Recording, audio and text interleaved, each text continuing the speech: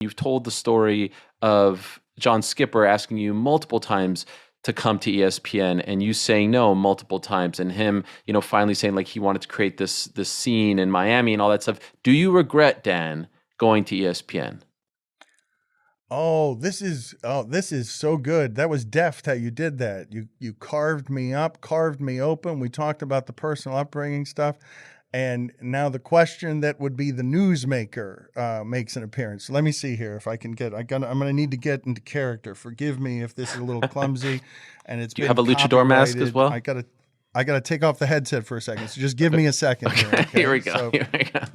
if we're going to make news. Oh, this is great. He's got a mask. Oh my God. This is amazing. It's a little tight for me. Should I put mine on as well? Do you want me to get mine too so we can... Should I get my mask as well so we could both have luchador masks when we're talking about ESPN, or no? This is your time. If we're gonna make news, this looks funny because it's too tight for my face and it's fat. So I will be the fat wrestling character. If we go viral with something, let's make this character El Bastardo. Okay, I'm a Hispanic luchador. I'm of any part of Hispanic, right? You don't know if I'm Mexican or not, but I'm heavy set, and my whole thing is I'm El Bastardo. So let's see. This is amazing. The question again was, what do I regret ever going to ESPN? Yes. All right. So this is one of the things that I have learned.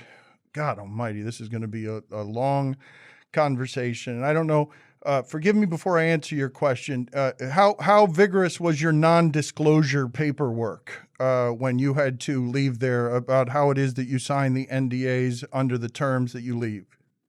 There were no NDAs.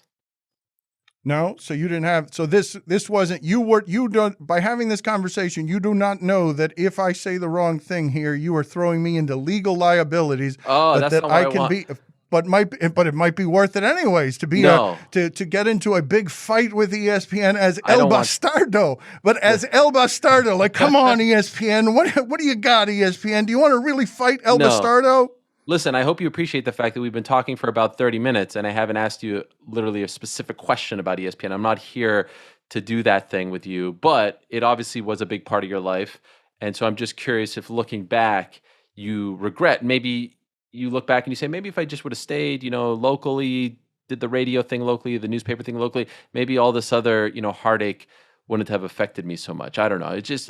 Okay. Well, it's an interesting thing about regret, right? Because so often I ask this question, I fancy myself a decent interviewer, and I ask interviewees about regret. And very often, many of them have what to me is a standard cliche answer that doesn't have a lot of introspection, or it might have introspection in it, but no regrets. I don't have any regrets. Everything worked out fine. Right. And that's not a revealing answer. What I would say to you is all of the hard was worth it.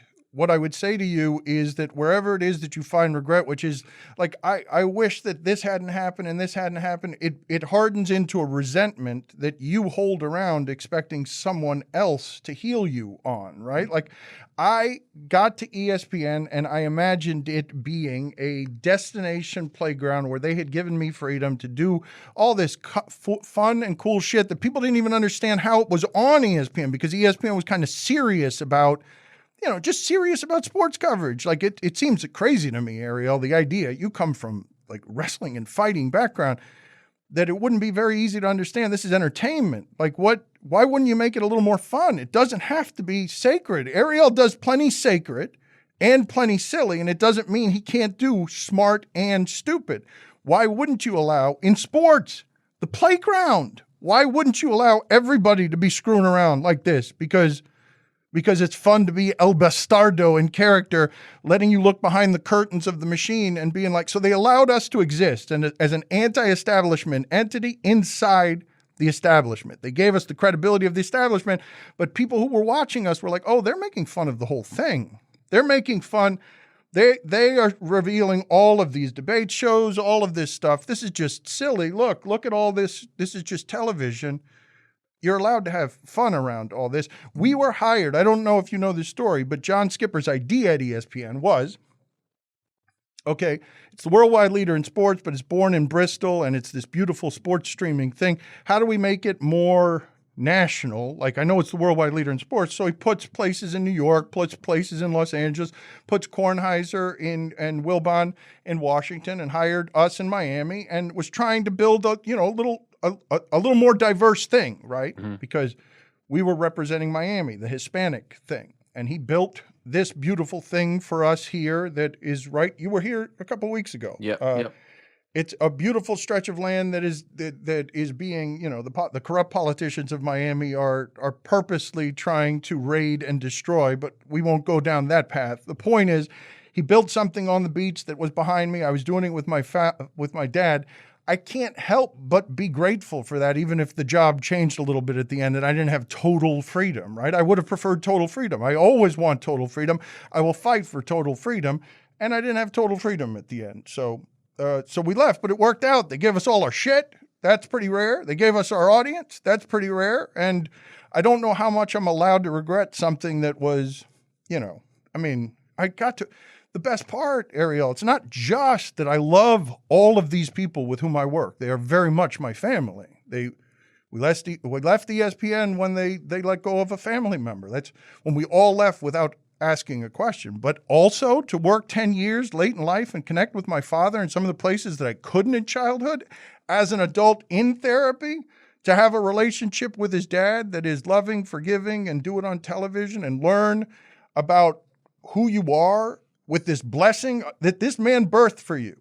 This man and his sacrifices birthed this blessing for you because he was fired from a factory when he was 60 years old, and his identity had been stripped away. At the end, it was thrown in a garbage can. He shows up for work.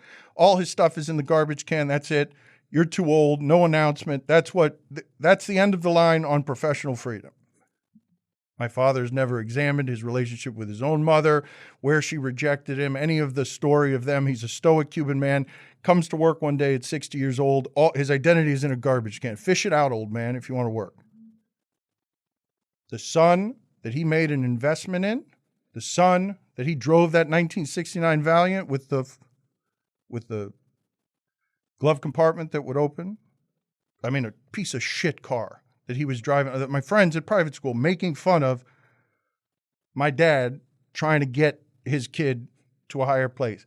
That I would be able to spend years fucking around with my dad on television, doing a stupid show, connecting with my old man, aging with him on television that way, at a time when, like, there are no sitcom dads, and he comes close. People, like, it's a daily, they're trying something. Look at them. They're trying, it's weird, but they're trying something at ESPN. They dared to have an old man on next to his adult son, his fat adult son, El Bastardo. How much can I regret it? I'm yammering. You know what I mean, though? No, I'm happy with that. Like, I think that's a great answer, and I'm happy you feel that way. I'm wondering, if John Skipper is still the president of ESPN, do you think you're still there? That'd be interesting. I think that's a better question for him, because I didn't anticipate, I tell people this all the time, John Skipper and I didn't become friends for real until after he left ESPN. Like, he was always protecting me at ESPN, and so I guess I took some of the freedoms he was providing for granted, but I never knew about it. Like, he was protecting me because he was very much protecting the idea of who I was. Latin guy, he'd promised something. Like, I never wanted to leave Miami. I never wanted to be anything bigger than what I was already in Miami.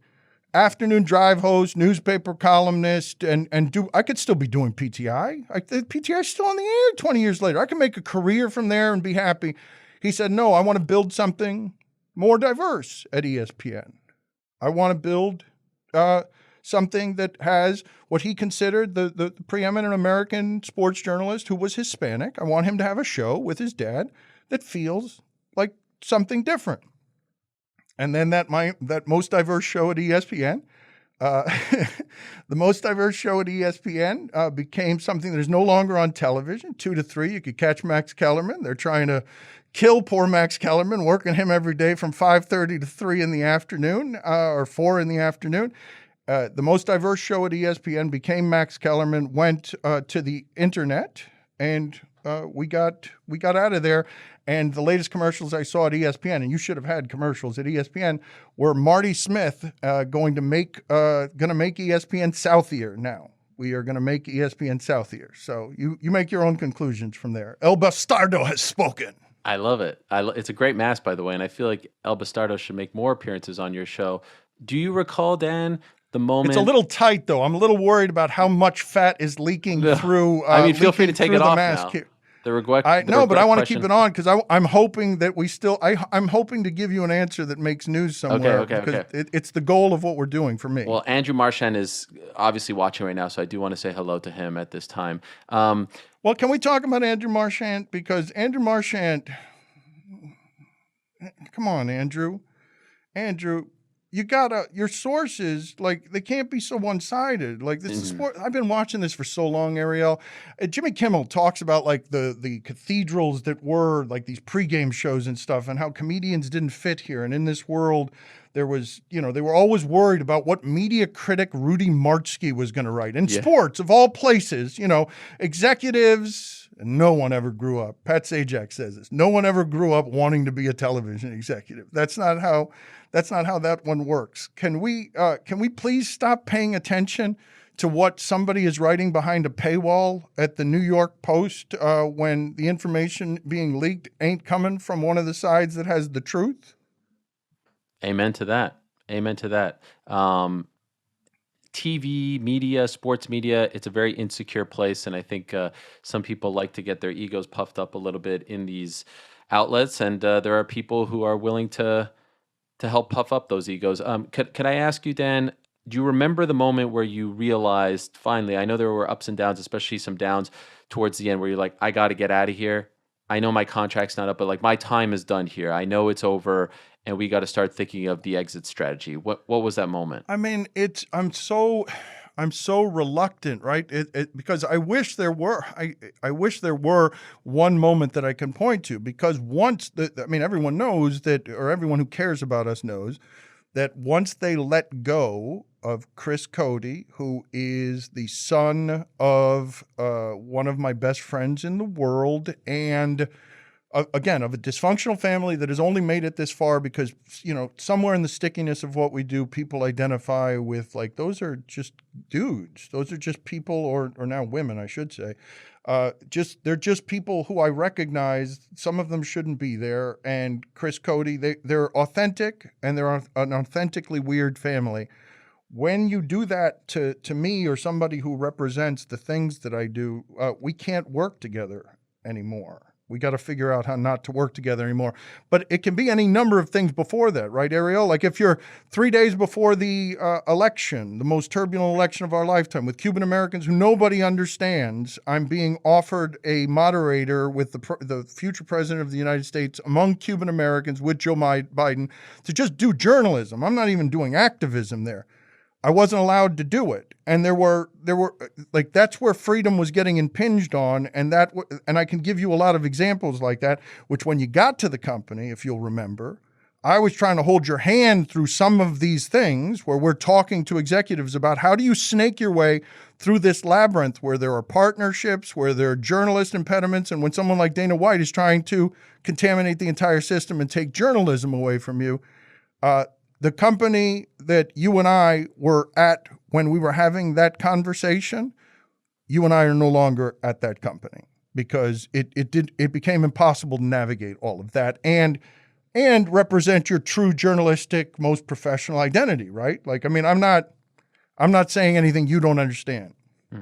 I thought maybe you were going to say, that whole incident with you talking about, the policy and having to go to New York and meet with President Jimmy Pitaro, even though it kind of worked out where you didn't get in trouble, right? I thought maybe in your mind, like that was when you kind of knew the writing was on the wall. Well, but it was just so weird to me the way that played out. And this is why I tell you about this bogus. I don't even know if it was Marchant who did this, but when you get your stories from only one side, that doesn't represent the truth. That just represents the truth at the New York Post at a time when truth is harder to handle than it's ever been. And the New York Post is compromised at every turn, including in its sports section. When we arrive in a place where I'm sitting here at ESPN and I'm trying to do better work and I'm trying to fight some of these good fights that I've been hired to fight by John Skipper, who, empowered me to try and be a journalist at this company that did a lot of growing over the years that we were doing the journalism there. It was made to look publicly at a time where I was the one that was heated because of what was happening in this country. I was the one who was saying to himself, wait a minute, this is a desperate time in America. I've got a microphone. Do you know me at all? Do you know my story at all? Do you know how I got here? Do you know what I believe in? And you're going to make me sit out unless I hold up Russell Westbrook as a shield?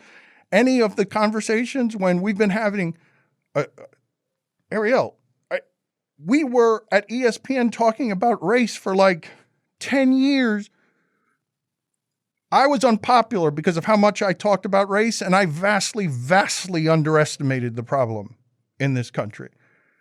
When I'm doing the job at ESPN the way that we want to do it, which is free and clear, and then I can't talk about that, I don't know why people would assume that that was a meeting that Jimmy Pitaro had to have with me. I don't know why people wouldn't want to see that I needed to see Jimmy Pitaro to see if I could work with him. And I found Jimmy Pitaro to be a very nice man and a man who tried to protect me as much as he could within the corporate structure, which can be difficult to protect me. And at the end, we left as amicably as we could. He wanted it to work. I wanted it to work, but I don't understand why people would assume, at least in part because they can control the narrative by leaking stuff. And then I can't speak publicly without getting punished. I'm not going to speak anonymously given the business that I come from. So like that's the story from inside the dirty media machine. I don't know, like I don't know how people absorb that or if they care about the minutia of that. Maybe the details don't matter to anybody else, but they are our life, so to have publicly out there the idea, that was some shit eating I had to do, but I did it on behalf of the company because I value the platform and I wanted to see if I can work within the construct of new management.